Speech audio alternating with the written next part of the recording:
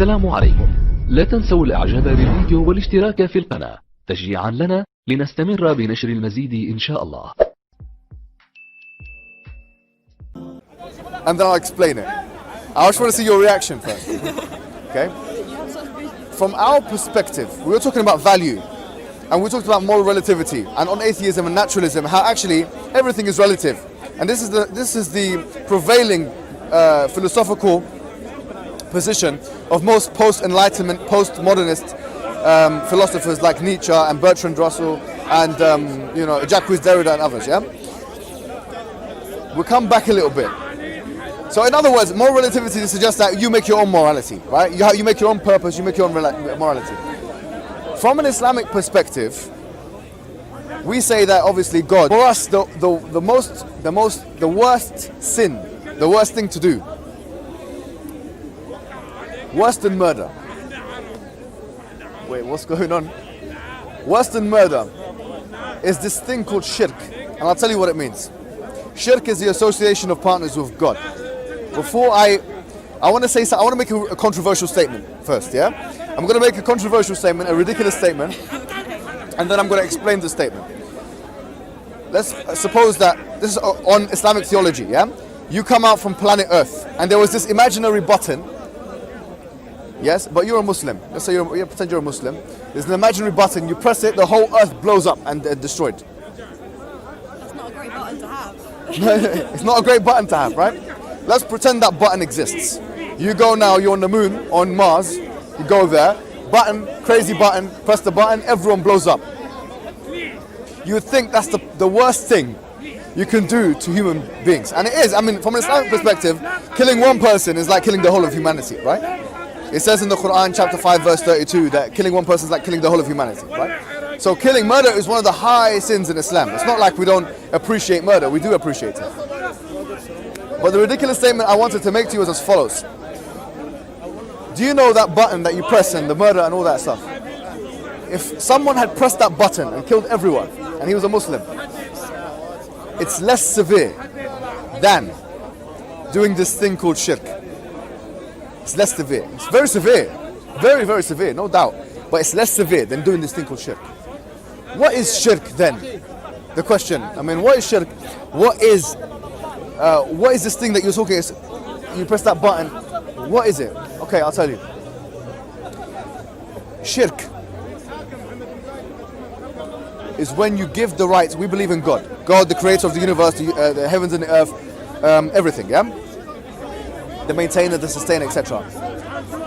Shirk is when you give the rights of God to other than God. That's basically it. What are the rights of God? The rights of God from the Islamic perspective are as follows. First and foremost, the attributes of God, as we know, He's all powerful, all strong, all knowing, etc. How can He be all those things? That's what I want my question about God to be. I'll come to that. Can we put that into a footnote? Yeah, all right. How is a good question. I'll put that into a footnote. Please remind me of it. But let's presuppose He is all these things. He's all knowing, all powerful, all everything. Yeah, all powerful, all loving, all merciful, most merciful, etc. Yeah, not all everything. That's a bit of an exaggeration. All of those things that I just said. Most merciful, most all powerful, most wise, etc. Yeah. Now, yeah, omnipotent is all powerful, really. Yeah. Omnipotent means all powerful. Okay. Omnibenevolent, whatever. Okay. The question would be this, and I want you to remember that question I asked you before. What makes the difference between a tree and a human being? So why is it that if I cut down a tree now, most of humanity would say that that's less of a crime than cutting a human being into two? The reason why, your subjective reasoning, which I didn't disagree with, yeah, I agreed with it completely, was that the tree has the intrinsic values, yeah, that tree has are less superior than the intrinsic value that the human being has. The human being has a higher level of attributes, or the characteristics of the human being are superior to the tree. Therefore, the human being is being assigned more value by other human beings and is therefore more important than the tree. Okay? We say the following. What of an entity that has a value that cannot have a value higher than it. Let me say that one more time. What of an entity that has a value that basically, I'm not going to use the word unlimited or infinite, but there cannot be a higher value than it. Yeah? I say the only possible relationship, and this is the Islamic thesis, the only possible relationship you can have with that particular entity is one of ultimate obedience, ultimate love, and ultimate fear. Let me say that one more time. No one can beat the end. No one's more powerful than the entity. Nothing is exactly. Disagree with it because it's the most powerful thing. Exactly. But not only power, we said knowledge and wisdom. So all of your attributes that you have, as I'm sure you are, and you as well, very intelligent people, right? Very clever people, etc. All of those characteristics that you have, now basically imagine that those characteristics were that you cannot get higher than them. Basically that you are the most powerful. There's no one can touch you, no one can beat you, no one knows more than you. You know, if we bring all of human beings, forget about the speaker, sorry, I'm going to knock you out here. All of human beings, forget about Speaker's Corner, all of the human beings in the whole world, we put them together and we have some kind of apparatus, we have some kind of mechanism, we have some kind of way of putting all those human beings' intelligence together and aggregating all of that intelligence into one sum, yeah? All of those human beings would be closer to knowing nothing than they would be to knowing everything. Can you imagine the level of ignorance we have? Can you imagine the level of ignorance we have? We are ignorant. There's too much going on in the universe. There are literally 2/3 of the undersea that we have not even explored yet. And this is planet Earth. Imagine the universe, right? That's human being. Now imagine an entity that has all knowledge. He can hear all. He's all seeing. That is an entity we're saying is untouchable in that sense, in that figurative sense, of course, yeah? Now, what we're saying is that the only possible relationship you can have with such an entity is one whereby you're submissive to that entity. You cannot have another. That is the most appropriate, in terms of appropriacy, that is the most appropriate relationship you can have with that entity. In the same way as you would find killing that child an egregious transgression of the human rights of that child. The case, because of the intrinsic characteristics of that child, we say is the same reason why shirk, association of partners with God, is the most egregious transgression or crime that anyone can make on anything. In other words, just like the child has rights, the creator has rights, yeah? So when someone realigns the appropriate relationship they should be having with the creator and they realign it to the creation, we say that that is the worst possible realignment. But what happens on that day, billions and billions and billions of years' time, when we have literally seen everything, done everything, worked out everything, there's no illness, there's no... Human beings are perfect, we know everything. What happens to that entity then? What happens when we have all the knowledge and there's just, why should we strive to get there rather than obey someone that is there? What I'm saying to you is this. That entity, if we presuppose its existence, it doesn't have an end, right? It continues. And we're saying that human being will never reach a point where it knows everything by virtue of its insignificance on the universe. Its placement on the universe is an insignificant placement. We will never be able to encompass all that which is around us.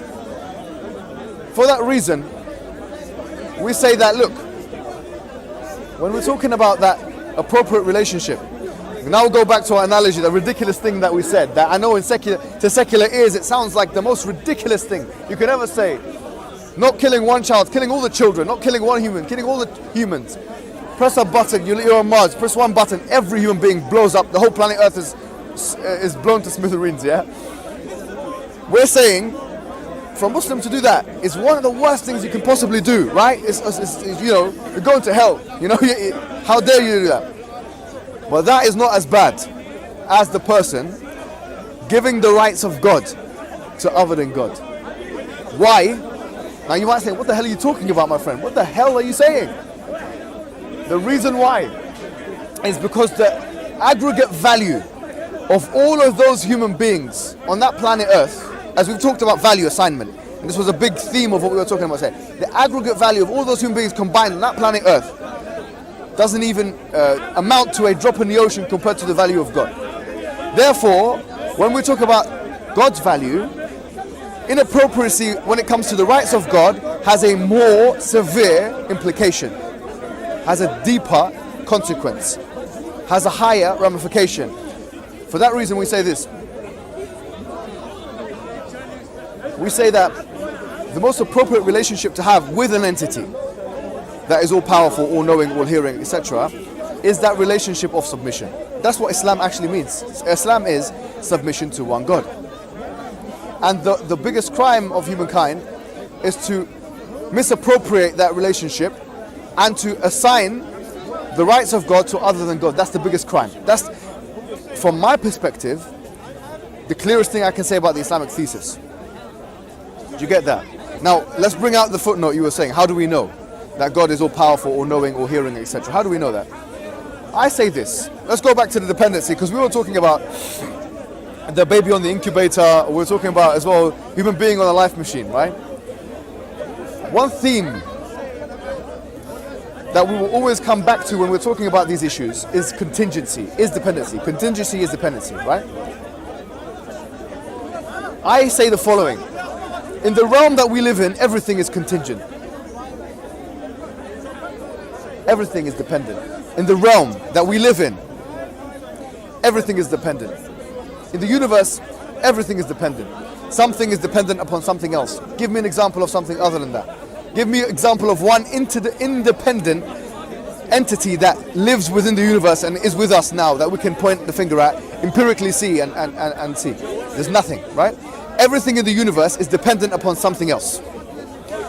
The universe, therefore, and before I'm accused by some atheist or someone of committing the folly of composition, because there is a fallacy called the folly of composition. This is not reasoning by composition. This is an inductive type argument, actually, if you think about it. Because I'm looking at things that I can empirically see. So this is inductive reasoning. I'm saying that here, the universe itself must be dependent. Especially if you presuppose a beginning to the universe, which is the prevailing theory in science. Okay. If that is the case, what is it dependent on? That's the question. And you continue going backwards. So it's dependent upon something else which is dependent. It requires a independent entity to start it all off. That's what it requires. And your independent entity is Allah. Forget about the word Allah. Allah in Arabic just means Al-Ilah. Al-Ilah just means the God. That's what, literally Allah just means the God. It's just an Arabic word. Christians call God Allah. In Arabic, Christian Arabs, they call God Allah. Eli is very close to Allah. Eli, lema sabaqtani. You might have heard this in the Bible. You know, God, why have you forsaken me? Eli, lema sabaqtani. In Aramaic, Eli. The Aramaic Eli is very similar to the word Allah. Now the point is this. We're saying that there was an entity that came before the universe which is independent. We ask ourselves, what other attributes must this entity have had in order to bring rise to the universe, to cause the universe? Unless someone says, I don't believe in causation, which is something some people say, they throw all of the laws of logic out the window. Don't believe in causation, fine. Even if you don't believe in causation, what must this entity have had in order to allow for another entity, which that entity is dependent upon this entity, to exist? It must have had knowledge, no? When you look at the fine-tuning of the universe, and you look at all of the constants being completely finely tuned, all of these things must require knowledge. It must have had power, no? It must have had power, because if it didn't have power, it couldn't be interdependent. It couldn't be independent, sorry. It must have had a seeing ability and a hearing ability, no? Because how could it visualize, how could it sketch the plan, as it were, and bring it to existence? So the things that we were talking about, the attributes of God, are actually logically reasoned. They're not illogical. They're logically reasoned. Let me tell you something. Let me ask you something. Imagine now we're walking in the speaker's corner. I'm being 100% serious. I'm being 100% serious. We're walking in the speaker's corner and we see a ball. Wait a minute, what do we see? We see a ball, a large ball hovering. Okay, hovering in the middle here of the speaker's corner. A ball, hovering ball. I say, where did that ball come from? What are you going to say? No idea. No idea is fine, it's good. Fair enough. But are you going to say, you know, that ball came from nothing? Would you say that? That ball came from nothing. You never say that. Because we know that something cannot come from nothing. Okay, good. Are we going to say that there were an infinite amount of balls? And this is just one of them? Does that sound like a reasonable conclusion? There was an infinite amount of balls and this is just one of them. Maybe you say no. You know? If I said, listen, the ball created itself. You're going to say it's not possible because you can't exist and not exist at the same time. So you'd say about the ball that the ball had a creator of some sorts. An intelligent creator of some sorts. Does that sound like the most reasonable conclusion? It does, doesn't it? Let me tell you something today. That ball is the universe. The universe that we live in is literally an expanding ball in space. Can you imagine? The universe we live in now is an expanding ball in space. The same options apply. The same exact options apply. So we say the ball of the universe, which is expanding, must have had a creator. Must have had an intelligent force behind it. We call that intelligent force Allah. We do, yeah? We don't say it's three in one entity. We call it just as one entity that created that ball. Does that make sense? Okay. Now the creator of that ball assigned purpose for everything inside of that ball, alright? And human beings, which he also created. He assigned purpose and gave them value. And he also gave the human being an ability to recognize the ball. To recognize him, sorry, not the ball. Yeah, an ability to recognize him. Then he reminded the human being. He reminded the human being using human beings, other human beings. Sending a medium, which we call an angel. Wait a minute, isn't this fairy tales? Isn't this mythology? You're talking about angels now, my friend. No, hold on. Yes, it's a metaphysical reality. An angel is a metaphysical reality. Yeah? We believe it's a metaphysical construct, religious construct, which we can't see or touch or hear. But just because you can't see something, secular ears, once again, when you hear the words angels, I know how it feels. Yeah. When you hear the word angels or devils, I don't believe in that. Angels, no, man. We've already dispelled all of those kind of things in the Enlightenment period. Don't bring me back this angels and devils. No, hold on. I know you've heard this before. Call them what you call them. They're angels, yeah? These angels, these mediums, communicated with selected human beings aforetime. We believe that connected with many human beings, all of which told the people the same message, which was to basically submit to the intelligence behind the creating of the ball. For the reason we talked about before.